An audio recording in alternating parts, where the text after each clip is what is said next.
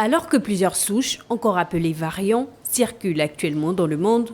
au Gabon, le COPIL coronavirus est à pied d'œuvre en matière de veille épidémiologique. La stratégie mise en place pour la surveillance des variants consiste à pouvoir envoyer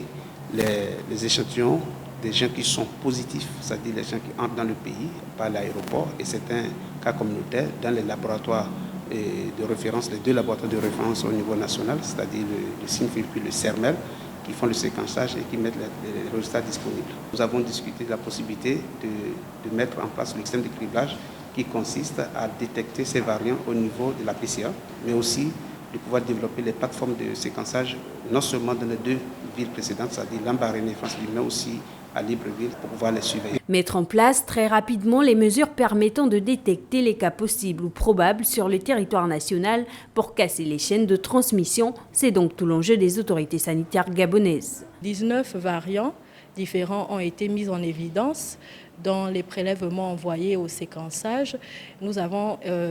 3 variants préoccupants, le variant alpha, le variant sud-africain également,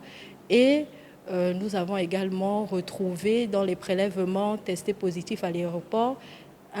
quelques cas de porteurs de variant Delta. Pour se prévenir contre toutes les formes graves de ces variants, la vaccination reste à ce jour la seule solution. Ces variants